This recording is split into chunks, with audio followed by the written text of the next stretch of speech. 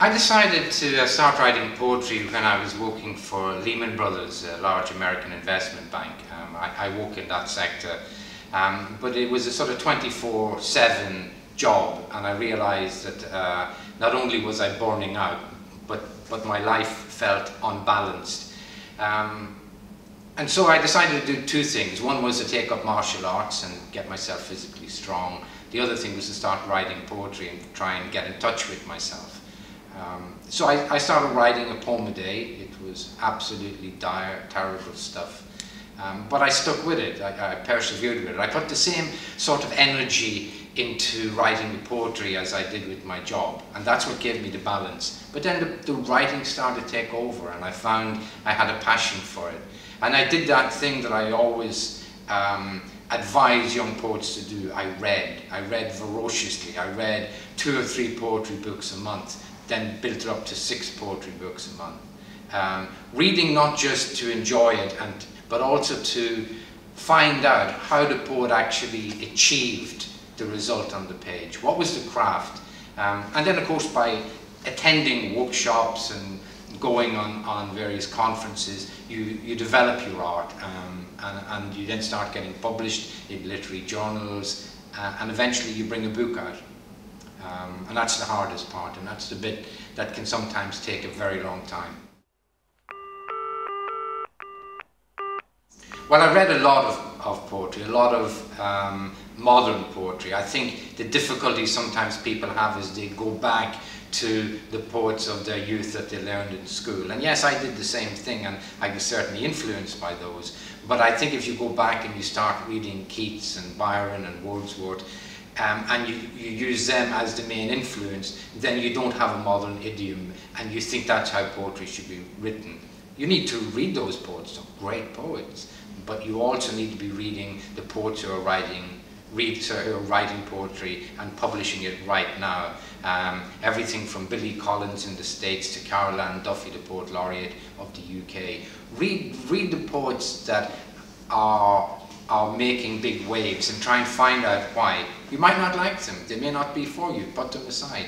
But if you like the poet, if you like what's happening, then read them and try and figure out how did they do that. There's a craft. Learn the craft from analysing the poem.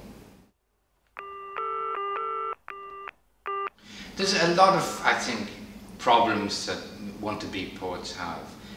One of the biggest issues is they don't think they should read other poetry because they feel it will influence them, they say. And of course it will influence them, but for the good. They think they're inspired by the muse, and whatever thoughts come into their head, if they put them down, they will be pure. And there's a certain vocabulary that they have to use that is poetic. And all of that stuff creates dire, dire poetry. What they need to do is read, and read voraciously, of really good poets. So there's that thing. There's also the things that teachers will bring poems to kids and get them to copy them, and they think this is how you should write poetry. And yes, it's a good way of learning, but the children quite often will have tired images, and I think sometimes what they need to do is be inspired by fresh words.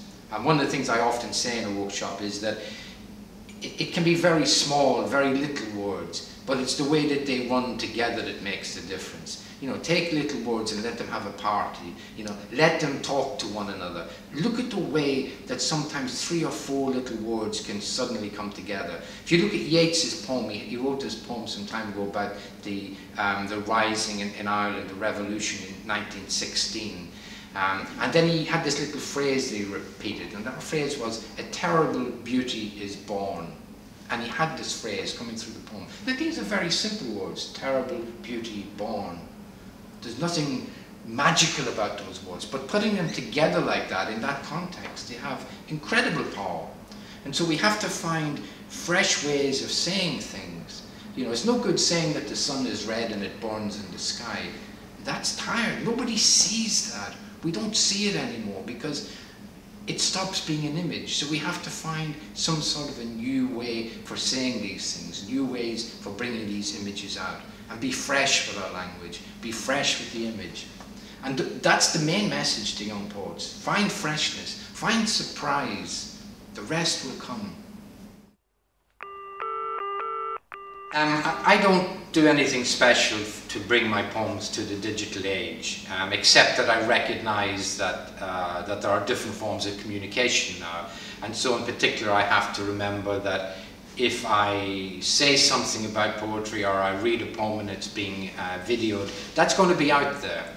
And so I have to be cognizant of that. Or if I publish poems in digital magazines or even in paper magazines, at some stage that's going to be online.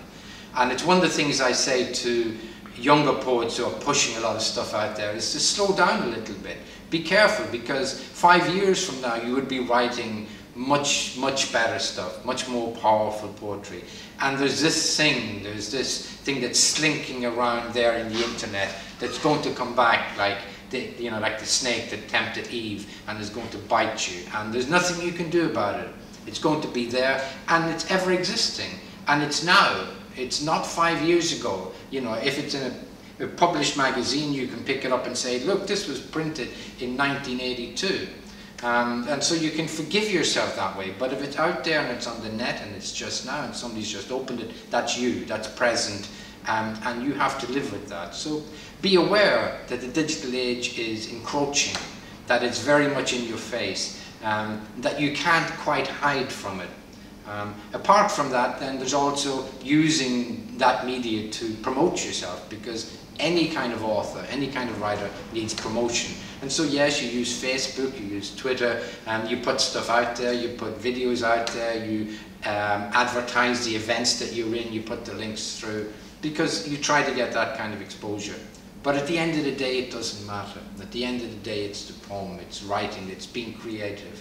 And you hope there's an audience for it. You hope that that half of the equation that you've started by writing the poem, that the other half of the equation, which is a reader someplace, maybe in Los Angeles, maybe in Sydney, maybe somewhere in Kuala Lumpur, that other half of the equation comes and finishes the poem by reading it. And that happens multiple times. And if there's digital technology that brings it out there, then it can happen on a mass basis, and you recognize that and are thankful and grateful for it.